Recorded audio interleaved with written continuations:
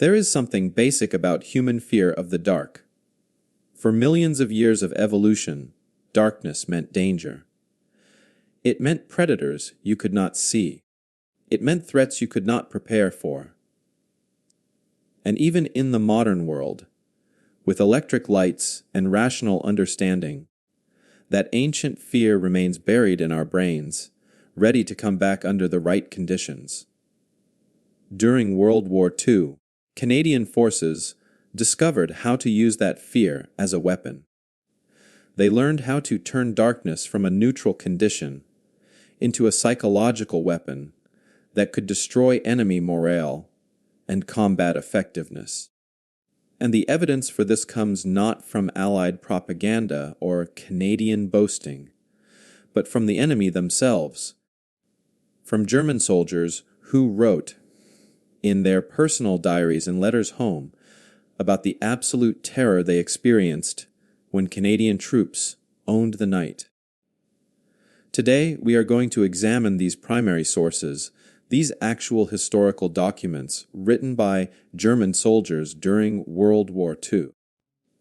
We are going to explore what they reveal about Canadian night raid tactics, about the psychological impact of nighttime warfare, and about how a relatively small number of Canadian commandos created fear so intense that it affected German military operations across entire sectors. Historical evidence German Diaries. This documentary is built on historical evidence, specifically translated excerpts from German soldier diaries that are housed in military archives in Germany, Britain, Canada, and the United States. These are not cleaned up official reports. These are personal writings that soldiers never expected anyone except maybe their families to read. And because of that, they are brutally honest about fear, about trauma, about the breakdown of morale, and about specific tactical situations that terrified them. What emerges from these documents is a consistent pattern. Across different units, different time periods, different geographic locations, German soldiers describe the same phenomenon. They describe Canadian soldiers who moved silently through darkness, who killed without warning, who appeared seemingly from nowhere, and who created a psychological environment where German troops became afraid not just of enemy action, but of night itself.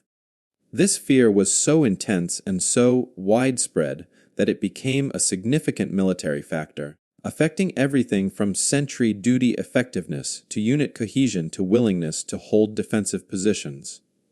THEORIGNST LEARNMG Ephraim Wo Erldwar. To understand how this happened, we need to go back to the origins of Canadian night raid tactics. These techniques did not appear out of nowhere. They were developed systematically, based on lessons learned from World War I, where trench raids had been a crucial but horrifying aspect of combat. Canadian forces in World War I had actually pioneered many trench raiding techniques, earning a reputation as aggressive and effective raiders. When World War II began, Canadian military planners looked back at those World War I experiences and asked, how can we take these tactics and refine them and make them even more effective? The answer they developed involved several key elements, including intensive training in silent movement, specialized training in knife combat and hand-to-hand killing, careful selection of soldiers with specific personality traits and backgrounds that suited nighttime operations, and most importantly, a psychological approach that emphasized not just killing the enemy, but terrifying them, creating a lasting fear that would persist even after the raid was over. THETRAMNG CREATING Sealanti Kielalaris. The training that Canadian night raiders underwent was extraordinarily demanding. Moving silently at night seems simple until you try to do it in combat conditions. carrying weapons and equipment through unfamiliar terrain, possibly over barbed wire, through mud in total darkness, without making any sound that would alert enemy sentries. Canadian training programs put soldiers through endless night exercises where they had to infiltrate mock enemy positions. Instructors would penalize any sound, any visible movement, any mistake that would have gotten them killed in real combat. Soldiers trained for months, learning to move at a crawling pace, testing each handhold and foothold before putting weight on it, learning to breathe silently, learning to communicate through minimal hand signals and touch, learning to navigate by feel and memory rather than sight. This training was supplemented by instruction in silent killing techniques, including use of fighting knives, wire garrots, bayonets, and bare-handed methods for eliminating sentries without allowing them to cry out or fire warning shots. Now, this is obviously disturbing material. We are talking about training young men, many of them teenagers, to sneak up on other human beings and kill them in close quarters with knives. This raises serious ethical questions about warfare and about what we ask soldiers to do. But it is also historical reality. And if we want to understand what happened and why German soldiers reacted the way they did, we have to confront these uncomfortable facts. The reality is that Canadian commanders made a calculated decision that night raids, despite their brutal nature, were militarily effective. A successful raid could eliminate dozens of enemy soldiers, gather crucial intelligence, destroy supplies, demoralize entire units, and create psychological effects that lasted far beyond the raid itself. From a cold tactical perspective, the mathematics were clear. The risk to a small Canadian raiding party was justified by the disproportionate impact they could have on enemy effectiveness. Ferris T. COCK THE ITELI AN CAM PIGN 1943. The first major shock that German forces experienced with Canadian night tactics came during the Italian campaign in 1943. German defenders in Italy had established strong defensive positions in mountainous terrain, and conventional frontal assaults were extremely costly. Canadian commanders decided that night infiltration tactics could bypass German strongpoints and create opportunities for breakthrough. So Canadian raiding parties began conducting nighttime operations. The German response, as documented in their diaries and reports, was one of confusion and fear. They were not used to this style of warfare. One of the earliest diary entries we have comes from a Wehrmacht corporal stationed near Ortona in December 1943. He wrote in his diary, "Last night the Canadians came, and we did not know they were in our positions until men started dying. We had sentries posted. We had defenses prepared. But somehow they got through, and when we realized what was happening and tried to respond, they were already gone. And in the morning we found 8 men dead, all killed with knives, their throats cut, and we found no evidence of how the Canadians approached or how they left. It is as if ghosts attacked us, and the men are now afraid to sleep, afraid to stand sentry duty, afraid of the darkness." This diary entry is significant because it captures several key elements of the psychological impact. First, there is the shock of sentries being defeated silently. Second, there is the horror of discovering comrades killed in particularly brutal ways. Third, there is the mystery and confusion about how the attackers got through defenses. And fourth, there is the clear statement that fear is now affecting soldier behavior. This pattern repeats across dozens of similar accounts. Another diary entry from January 1944 written by a German lieutenant, describes a larger raid. Tonight we experienced what can only be described as a massacre. Around 200 a.m., Canadian raiders infiltrated our company position, and they attacked sleeping men in their bunkers. By the time we organized a response, at least 30 men were dead and many more wounded, and the Canadians had withdrawn. What is most disturbing is that we heard almost nothing. No gunfire, no explosions. Just occasional sounds of struggle that we mistook for men having nightmares. Now the survivors are psychologically shattered because they realize they are not safe even when sleeping in supposedly secure positions. B.E. Wionde, Militaire Objecttvest. Crating helpesnes. What these accounts reveal is that Canadian night raiders were achieving something beyond simple military objectives. They were creating a deep sense of vulnerability and helplessness. German soldiers were trained to deal with conventional threats: artillery bombardment, tank attacks, frontal assaults, visible enemies that could be fought using standard tactics. But night infiltration by silent killers was something different. It violated the unspoken rules of warfare as Germans understood them. And it created uncertainty. Because if the enemy could appear anywhere at any time without warning, then there was no such thing as a safe position. This uncertainty is psychologically devastating. Humans need to feel some sense of control, some ability to predict and prepare for threats. When that sense of control is destroyed, fear becomes overwhelming and begins to affect everything. A survivors a CCOUNTSI. FEBURY 1944, there is a particularly detailed account from a German sergeant who survived a Canadian night raid in February 1944.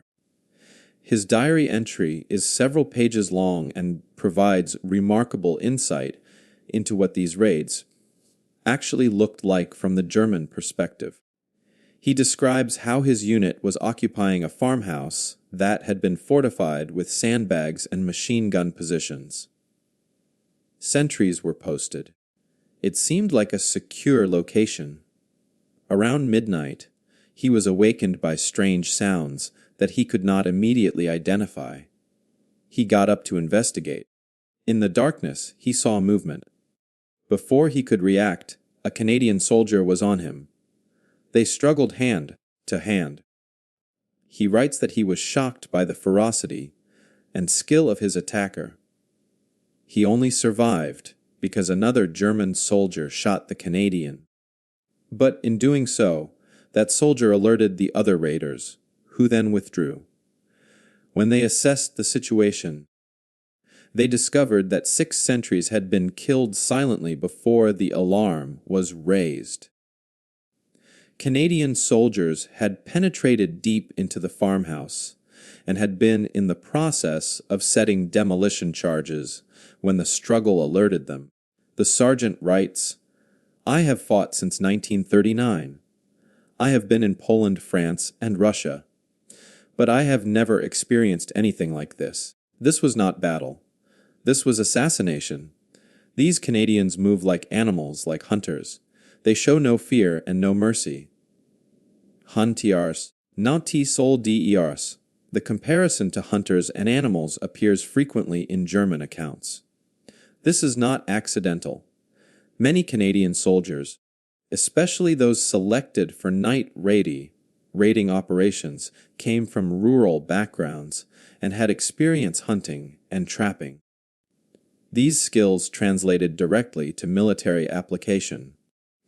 A hunter knows how to move silently through wilderness, how to approach prey without being detected, how to read terrain and weather, how to remain patient and still for long periods, and how to kill quickly and efficiently. Canadian military trainers recognized this and actively recruited soldiers with these backgrounds for specialized night operations. They trained them to think of German positions as hunting grounds and German soldiers as prey.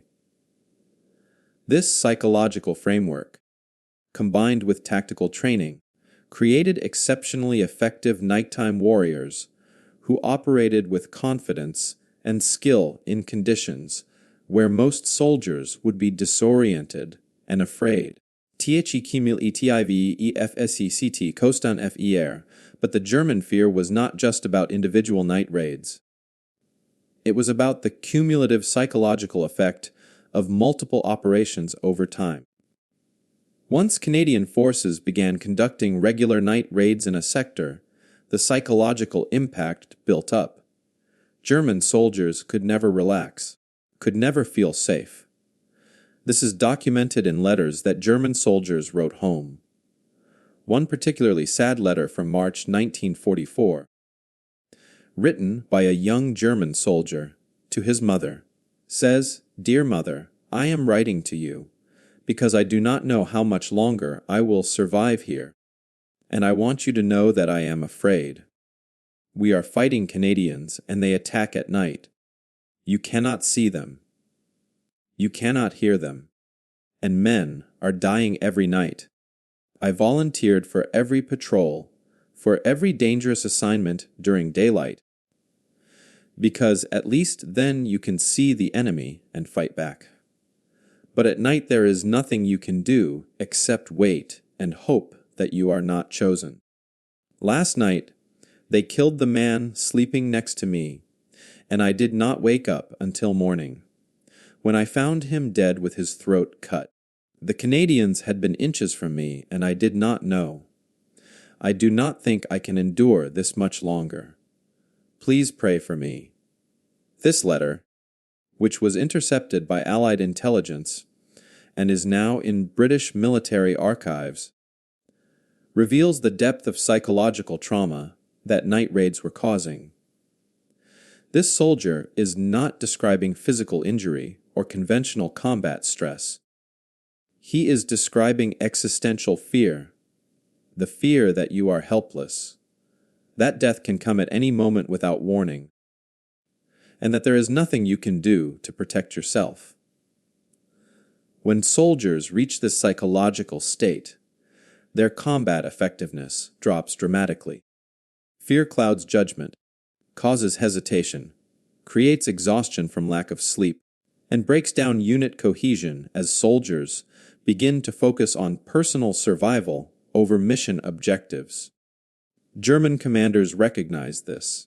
There are multiple German military reports from 1944 that specifically discuss the morale problems caused by Canadian night operations and that request additional resources for defensive measures and psychological support for troops. OPRATEO and silent T CHUNDER THE and IGHTOFKHOSTs, one of the most significant night raids that appears in multiple German accounts, occurred in April 1944. It became known as Operation Silent Thunder, although that was the Allied code name. Germans simply referred to it as the Night of Ghosts. This operation involved approximately 40 Canadian commandos who infiltrated a German defensive sector held by roughly 200 German troops. Over the course of 4 hours, these 40 Canadians moved through the German positions, systematically eliminating targets. The remarkable thing is that they did this almost entirely with knives and silent weapons. They understood that the moment they fired guns, the element of surprise would be lost and German reinforcements would respond. So they moved methodically from bunker to bunker, from foxhole to foxhole, killing silently. By the time German commanders realized what was happening and organized a response, the Canadians had already withdrawn. When dawn came, the Germans discovered that they had lost over 70 men killed and approximately 30 wounded, with minimal Canadian casualties. The psychological impact was catastrophic. A Kapteins Reparty. Unite Destero Wade. There is a German captain who wrote a report about Operation Silent Thunder. His report is remarkable for its clinical detail and its frank assessment of the psychological damage. He writes, "The night of 12th of April will be remembered by every survivor as the night we learned we are not safe, even with superior numbers in fortified positions. 40 enemy soldiers penetrated our defenses and killed or wounded 100 of our men. They did this almost silently. The survivors describe seeing shadows moving in darkness, describe hearing brief sounds of struggle, describe the smell of blood, but very little else. In the morning, when we assessed the damage, we found that the enemy had moved through our entire position, covering nearly 2 kilometers, and had killed systematically and efficiently. The effect on unit morale has been devastating. Men now refuse to sleep, refuse to remain in forward positions. We have had multiple cases of soldiers deliberately injuring themselves to justify evacuation.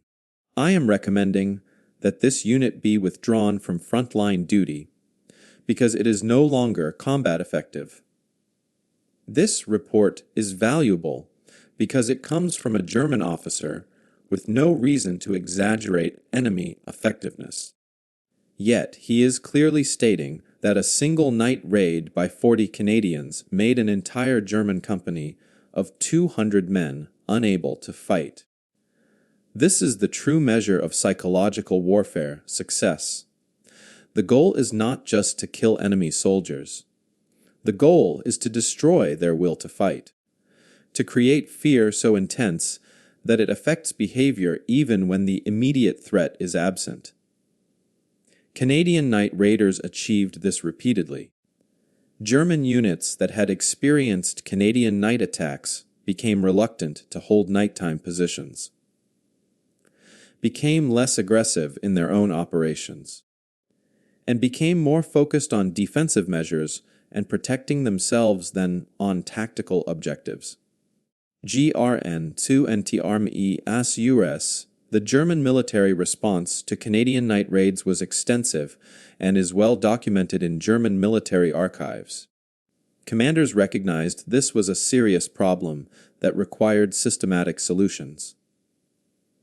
The measures they put in place included increasing sentry density so that more soldiers were awake and alert at night, implementing password systems and challenge protocols to identify infiltrators, establishing trip wires and noise, making devices around defensive areas, issuing orders for sleeping soldiers to remain partially dressed and armed for quick response, organizing quick reaction forces specifically to respond to night attacks, and perhaps most tellingly, rotating units that had experienced Canadian night raids out of frontline positions because of morale concerns.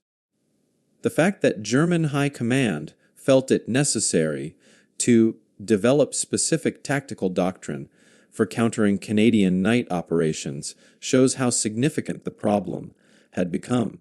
A TRA inigi egumenti a CK Noel DGMTHETHRE8. There is a German training document from mid-1944 that was distributed to units facing Canadian forces. This document provides detailed instructions for defensive measures against night raids. It is fascinating because it reveals what German commanders believed made Canadian night tactics effective.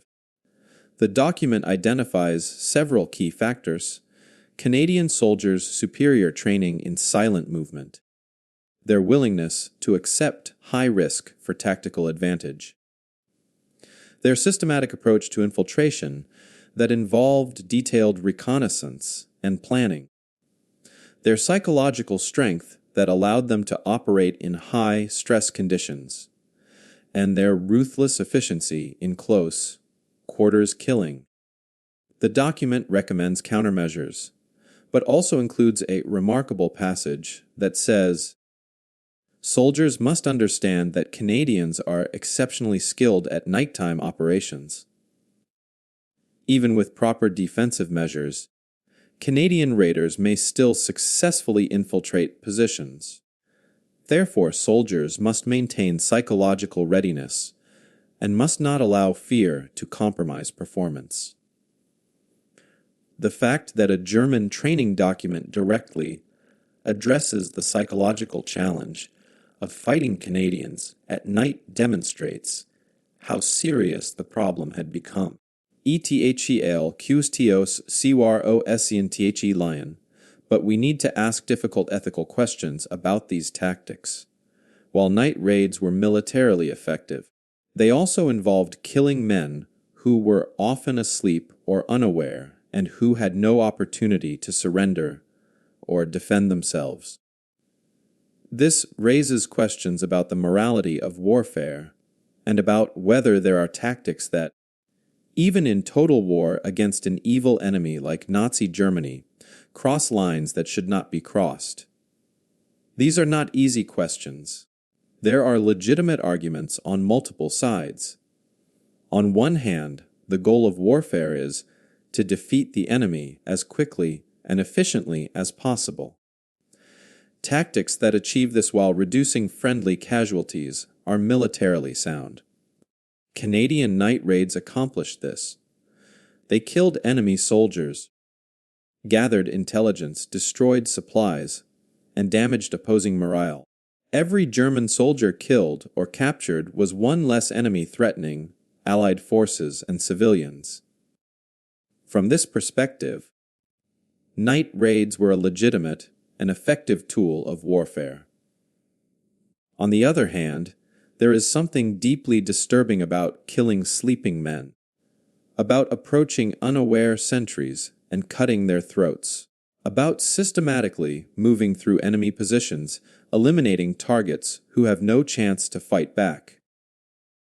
Some critics, both at the time and in history, have argued that these tactics violated the spirit, if not the letter, of the laws of war. That they represented a descent into barbarism that reduced the moral distinction between Allied forces and their Nazi enemies. Canadian night raiders themselves struggled with these questions. There are post-war interviews with Canadian veterans who participated in these operations. Many express moral uncertainty about what they did. One veteran said in an interview, "We were trained to kill silently and efficiently, and we did our job. I believe it was necessary and that it saved Allied lives. But I will tell you honestly that I still see the faces of the men I killed. I still hear the sounds they made. I have carried that for 60 years, and I would not want my children or grandchildren to have to do what I did." Aloan G. Taram Psychola IAMPACT. The long-term psychological impact on both sides is an important part of this story. The German soldiers who survived Canadian night raids carried trauma for the rest of their lives. There are post-war interviews with German veterans who, decades after the war, still describe nightmares about Canadian night attacks and still express fear when discussing those experiences. One German veteran interviewed in the 1980s said, "I am an old man now, and the war has been over for 40 years. But I still cannot sleep in complete darkness, because when it is dark I remember the Canadians. I remember how they came in the night and how we were helpless. I know it is irrational, but the fear is still there." This testimony shows that the psychological wounds created by night raids lasted long after the physical danger had ended. This is the nature of psychological warfare. It creates trauma that lasts far beyond the immediate tactical situation. Similarly, Canadian raiders experienced their own psychological toll. Killing at close quarters in darkness creates deep trauma because you are not dropping bombs from altitude or firing artillery from miles away. You are close enough to see and hear, and sometimes even smell your victims. This creates moral injury, even when soldiers believe their actions were justified. There are documented cases of Canadian night raiders who returned from the war and struggled with alcoholism, depression, and what we now recognize as post-traumatic stress disorder. Some became advocates for peace, specifically because they had experienced the horror of close quarters killing and did not want future generations to experience the same. This complexity is important to acknowledge. It is easy to view historical military operations as clean tactical successes. But the human cost, both to those killed and to those who killed, is real and lasting. Per CCNT-FEAR, My RCH 1945. As the war progressed and Canadian forces moved from Italy into France and eventually into Germany, the night raid tactics continued. The German fear of Canadian nighttime operations lasted. There are diary entries from as late as March 1945, just weeks before the war ended, where German soldiers are still writing about their fear of Canadian night attacks. One entry from a German soldier in the Rhineland says, "We are surrounded and we know the war is ending. We know Germany will lose. But what terrifies me more than captivity, more than death, is the thought that tonight the Canadians might come. I have heard the stories from other units. I have seen what they do. And I would rather face American or British troops in daylight battle than face Canadians in darkness." The fact that even in the final weeks of the war, when German defeat was obvious and unavoidable, soldiers were still specifically afraid of Canadian night operations demonstrates the lasting psychological impact these tactics achieved. Hester Kelly Exiwe Tektai Eli XCLENCVS. EHIKL Campi Xitwi. The historical legacy of Canadian night raids is complex. From a military history perspective, they represent tactical innovation and excellence. Canadian forces identified a weakness in German defensive methods. They exploited it systematically through specialized training and organization, and they achieved results far beyond what their numbers would suggest.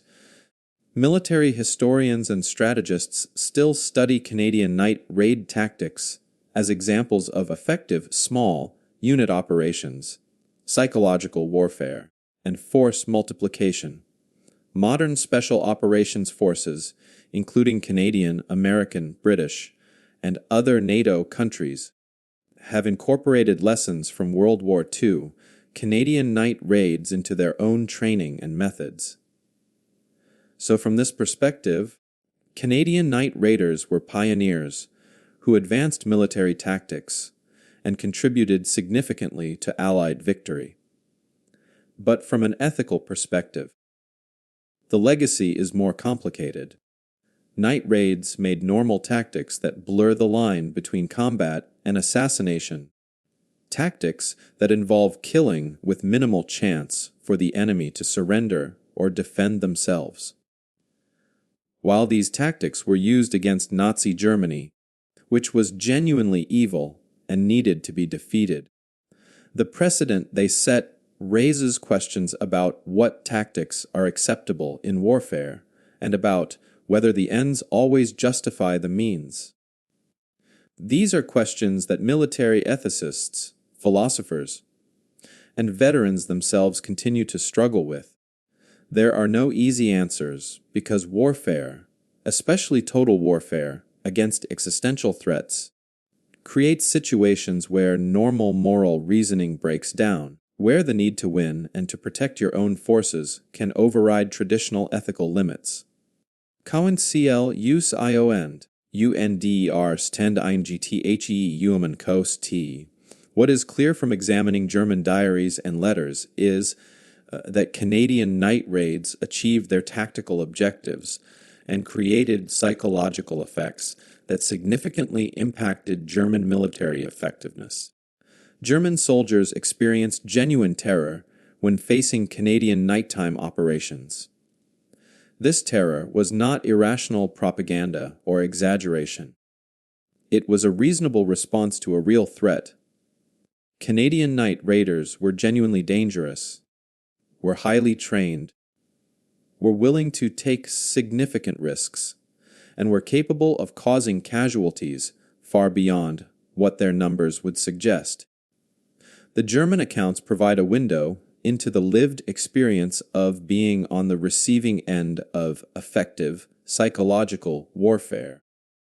They remind us that behind every tactical success, every military innovation, every statistical casualty report, there are human beings experiencing fear, pain, trauma, and death, and that these human costs are real regardless of which side you are on. As we finish this examination of German perspectives on Canadian night raids, we are left with multiple takeaways.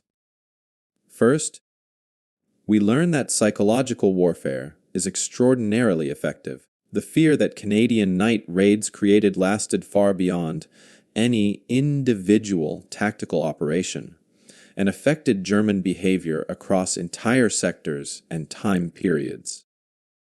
Second, we learn that specialized training and selection of people with appropriate skills and backgrounds can create military capabilities that far exceed what raw numbers would suggest. Third, we learn that historical documents from enemy perspectives provide crucial insights that we cannot get from only studying our own side. German diaries and letters reveal the actual impact of Canadian tactics in ways that Allied reports cannot capture. Fourth, we learn that warfare involves deep moral complexity. Tactics can be simultaneously effective and ethically troubling. We have to deal with both realities. And most importantly, we learn that every war story involves human beings on all sides who experience fear and trauma and suffering. Understanding these human dimensions is essential for truly understanding history. It is easy to discuss tactics and strategies and operational outcomes, but it is much harder to confront the reality of young men killing and dying in brutal ways in service of political objectives. If we are serious about learning from history, we have to be willing to engage with these uncomfortable truths, rather than cleaning them up into comfortable narratives about heroism and glory. The German soldiers who wrote in their diaries about fearing Canadian night raids were not abstract enemies. They were human beings. Their fear was real. Their trauma was lasting. That does not make the Canadian tactics wrong or unjustified, but it does make them more complex and more worthy of serious ethical thought. Sael Tio Asition, thank you for watching this documentary on German diaries showing shock at Canadian night raids. I want to take a few minutes now to ask for your support, because creating historical content like this requires significant time, research, and resources. This channel depends entirely on viewer support to continue producing these in-depth documentaries that explore untold stories and uncomfortable truths. If you found value in this documentary, I am going to ask you to do several specific things that will help this channel grow and reach more people who appreciate serious historical analysis. First, and most importantly, please subscribe to this channel right now by clicking that subscribe button below this video. Make sure you click the bell icon to turn on all notifications, because the algorithm does not automatically show videos to everyone who is subscribed. The only way to ensure you see every new documentary we release is to enable notifications. We release new content every single week, covering World War II military history, tactical analysis, and deep explorations of historical topics from multiple perspectives. Subscribing is completely free. It is the single most important thing you can do to support this channel, because subscriber count directly affects how the platform promotes our content and helps us reach larger audiences who appreciate historical depth over superficial clickbait. Second, please absolutely smash that like button. I know it seems like a small thing, but the algorithm pays very close attention to view ratios. Videos that get higher percentages of likes get promoted more aggressively to new audiences through recommendations and search results. So if you watched this entire documentary and found it valuable, please take 2 seconds to click that thumbs up button. It makes a real difference in how many people see this content and helps the channel grow organically. Every like is literally helping us reach history enthusiasts who would appreciate this type of in-depth analysis, but might not know this channel exists yet. Third, and this is really important, please leave a comment below sharing your thoughts about this documentary. I want to know what you think about the ethical questions we raised, about whether you believe Canadian night raid tactics were justified, about what you learned from the German perspective, about whether this changed your understanding of World War II history. I personally read every single comment and respond to as many as I can. Your feedback directly shapes future content because when I see what topics connect with viewers, what questions you have, what aspects you want explored further, that informs what documentaries I create next. Beyond my own use of your feedback, the algorithm also promotes videos that generate discussion in the comments section. So every comment you leave helps this video reach more people and helps build a community of viewers interested in thoughtful, historical discussion. Fourth, if you really found this documentary valuable, please share it. The absolute best way for this channel to grow is through viewer recommendations and word of mouth sharing.